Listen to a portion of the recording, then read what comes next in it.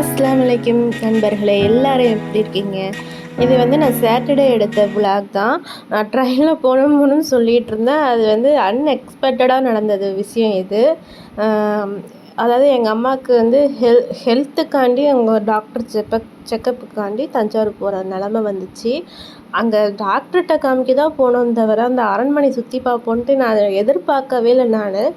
ஏன்னா வந்து எங்கள் அம்மா போகிற வழியில் ஹாஸ்பிட்டல் பக்கத்தில் தானே இருக்குன்ட்டு நம்ம அதையும் சுற்றி பார்த்துருவோம், இனிமேல் எப்போ வருவோன்னு தெரியாது, அதனால் அதையும் பார்ப்போன்ட்டு தான் எங்கள் அம்மா என்னை அழைச்சிட்டு போனாங்க. என் பாப்பாக்காண்டி தான் ட்ரெயினில் போனது. இல்லைன்னா மற்றபடி எங்கள் அம்மா நல்லா பைக் ஓட்டுவாங்க, நல்லா பைக் ரைடர்னே சொல்லலாம். அந்தளவுக்கு சூப்பராக ஓட்டுவாங்க.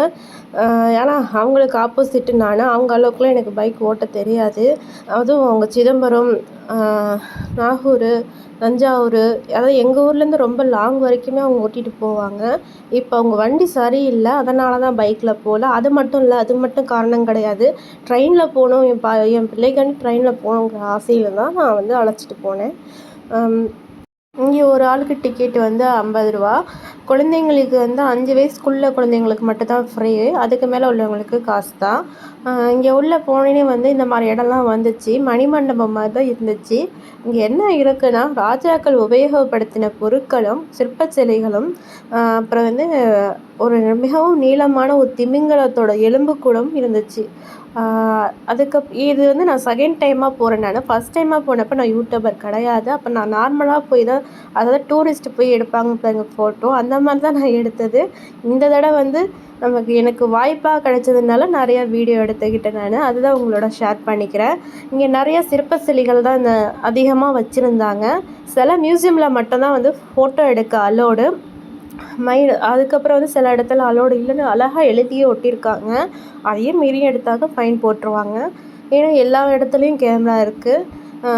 அதுக்கப்புறம் வந்து மெயினாக இன்னொரு விஷயம் என்னென்னா, ஃபோட்டோ எடுக்க அலோடு உண்டுன்னு சொன்னேன்னே, அதுதான் ஃபோட்டோ எடுக்கிறதுக்குமே நம்ம வந்து அமௌண்ட் கட்டிட்டு தான் வரணும். 30 ரூபா வாங்குவாங்க.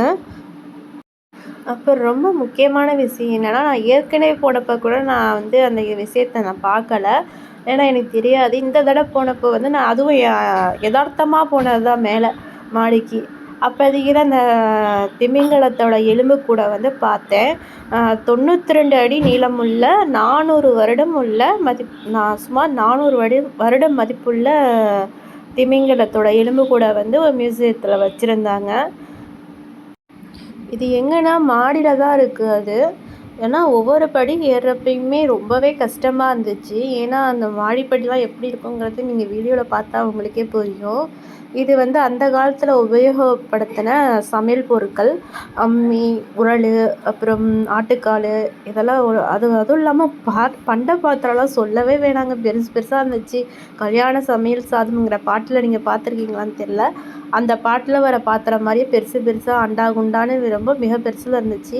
அப்புறம் அந்த காலத்தில் உபயோகப்படுத்தின பெட்டிலாம் இருந்துச்சு. அப்புறம் கயிறு கட்டி சாட்டியால் அடிப்பாங்க பாருங்கள், அந்த விஷயம்லாம் இருந்துச்சு. இது வந்து சேல்ஸுக்காண்டி உள்ள பொருள். இதெல்லாம் நமக்கு பிடிச்சிருந்தா வாங்கிக்கலாம். அப்புறம் சின்ன சின்ன ஃபோட்டோ கிளிப்ஸ்லாம் வந்து இதில் ஆட் பண்ணியிருப்பேன். என்னடா இது ராஜாவோட உடையெல்லாம் சொன்னேனே, இது வரலையேன்னு நீங்கள் நினைக்கலாம். அது வந்து நெக்ஸ்ட் ஒரு வீடியோவில் வரும். ஏன்னா இது வந்து வீடியோ ரொம்ப லென்த்து, அதனால தான் நெக்ஸ்ட் வீடியோவில் நான் போடலான்னு இருக்கேன். மறக்காமல் பாருங்கள்.